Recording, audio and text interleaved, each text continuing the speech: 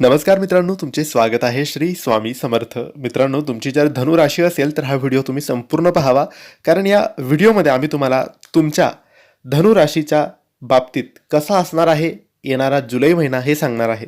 जुलै महिन्यात तुमच्यासोबत कोणत्या गोष्टी होतील, कोणत्या घटना घडतील, तुम्ही काय करावं काय नाही करावं, संपूर्ण कसा असेल हा महिना तुमच्यासाठी, याबद्दलच आजच्या या व्हिडिओमध्ये संपूर्ण माहिती आम्ही तुम्हाला सांगणार आहे.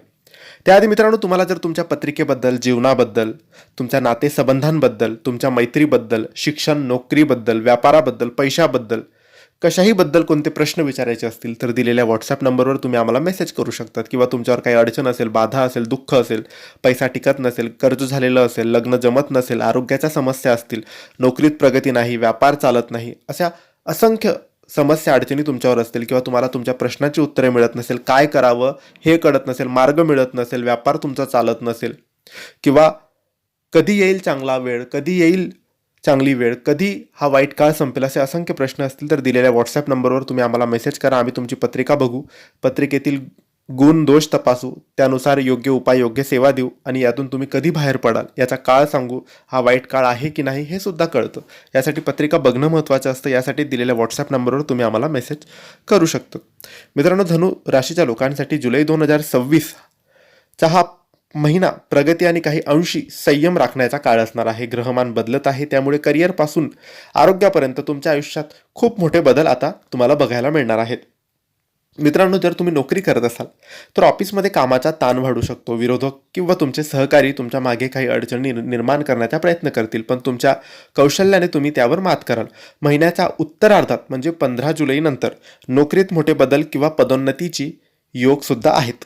जर तुम्ही व्यवसाय करत असाल, तर व्यापारी असाल तर भागीदारीच्या कामात काळजी घ्या. नवीन गुंतवणूक करताना घाई गडबडीत निर्णय घेऊ नका. जुनी रखडलेली कामं या महिन्यात गती घेणार आहेत. मित्रांनो, महिन्याच्या सुरुवातीला अचानक काही मोठे खर्च उद्भवू शकतात, ज्यामुळे तुमचे बजेट बिघडू शकते, पण घाबरण्याचे कारण नाही. 15 जुलै नंतर धनलाभाचे चांगले योग सुद्धा आहेत. जर तुम्ही कुणाला पैसे उसने दिले असतील तर ते या महिन्यात परत मिळण्याची शक्यता आहे. लॉटरी किंवा शेअर मार्केटमध्ये मोठी जोखीम घेऊ नका. मित्रांनो, कौटुंबिक वातावरण सामान्य राहील. भावंडांशी काही कारणांवरून मतभेद होऊ शकतात, त्यामुळे बोलताना संयम ठेवा आणि रागावर नियंत्रण ठेवा. घरातील ज्येष्ठ व्यक्तींच्या आरोग्याची काळजी घ्या.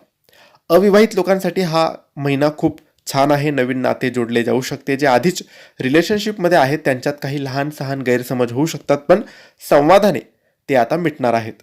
जोडीदाराची उत्तम साथ वैवाहिक लोकांना लागणार आहे. तुमच्या प्रत्येक निर्णयात ते तुम्हाला पाठिंबा देतील. कामाच्या व्यापामुळे मानसिक थकवा किंवा ताण तुम्हाला जाणवू शकतो. खाण्यापिण्याच्या सवयींवर नियंत्रण ठेवा. अपचन किंवा पोटाचे विकार त्रास देऊ शकतात. वाहन चालवताना पूर्णपणे सावधगिरी बाळगा. दररोज योगासनं किंवा ध्यान करा. तुमच्यासाठी हे फायदेशीर ठरणार आहे. काय करावे? प्रत्येक काम विचारपूर्वक आणि संयमाने करा. घरातील मोठ्यांचा सल्ला नक्की ऐका. तुमच्या दिनचर्येत शिस्त आणा. आता काय टाळावे? रागाच्या भरात कोणताही मोठा निर्णय घेऊ नका. कोणावरही अंधळा विश्वास ठेवू नका, विशेषतः पैशाच्या व्यवहारात. वादविवादांपासून दूर राहा. कोणते उपाय करावेत? तर हा महिना चांगला, यशस्वी, सुखकर जाण्यासाठी दर गुरुवारी विष्णू सहस्त्रनाम वाचायला सुरुवात करा. याने तुम्हाला लाभ होणार आहे. धनुराशीच्या मित्रांनो, हा जुलै महिना तुमच्यासाठी संयम आणि कष्टाचा आहे, ज्याचे फळ तुम्हाला महिन्याच्या शेवटी नक्कीच मिळेल.